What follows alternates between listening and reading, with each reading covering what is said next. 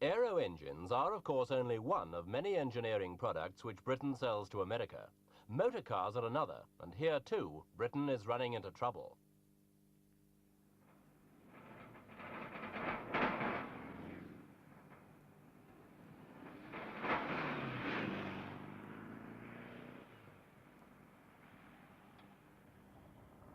Last year, America imported 1.25 million foreign cars, almost all of them made either in Japan or Western Europe.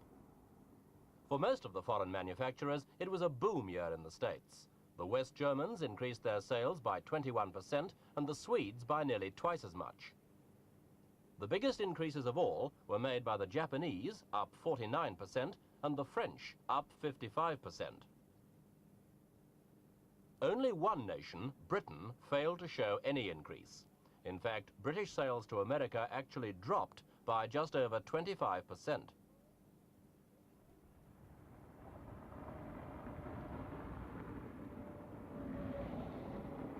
It's true that last year was a particularly bad one for strikes and go-slows in the British car industry, but even on a longer view, the figures remain unimpressive. 5 years ago, Britain's share of America's foreign car market was over 15%.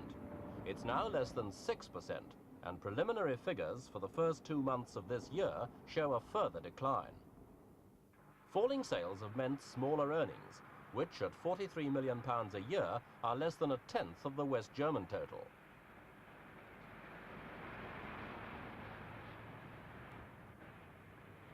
Britain's being pushed out of the market by such relative newcomers as the Japanese, who've made spectacular progress in the last few years.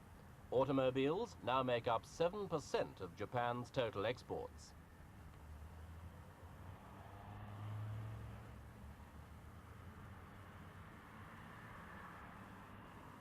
The Japanese have had their penetration of the American market made easier by their relatively low labor costs, but the main ingredients of their success are nevertheless hard work and determination.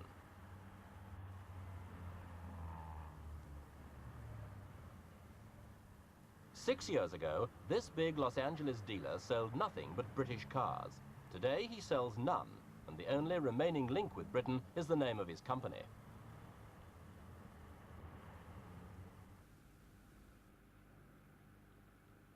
Britain's best chance in the States should be in the rapidly growing market for small and medium saloon cars, but the impression's growing that Britain has simply given up trying in this area.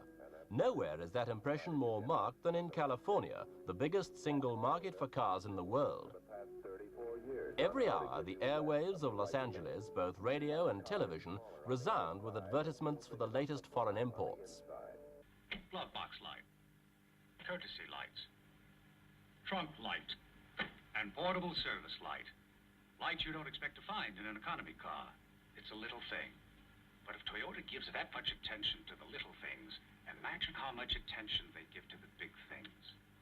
The station which carried those ads hasn't carried any British ones for 2 years now. Our reporter Robert Hargreaves asked dealers who used to sell British cars British car sales dropped in the last few years, yeah. Well, I think a lot of it, of course, in the Triumph line, which I handled previous to coming to this dealership, was the lack of response from the Triumph factory to furnish us automobiles. It was many times that we needed many more Triumphs than we had, but we could not get the automobiles. And this was a Mid-City Toyota, which is in East Los Angeles. And due to this, our Triumph sales fell off and off, and to the point that we just got rid of the Triumph dealership in our Toyota dealership. Why do you think British cars generally have slumped in sales in Southern California? Well, I think its size of engine has much to do with it. I think it's underpowered for this country and for our freeways. I think it's the standard shift, where basically here they use much more in an automatic shift type automobile. And I think it's in room and size in the automobile that the people need, because there are usually 2 or 3 people in an automobile and not 1 or 2. And I think these are the reasons that the European market has fell off. How come the Japanese and the Germans are still selling so well then? Well, your Japanese car, of course, when they first started out here, was a small car, basically the same as a European car.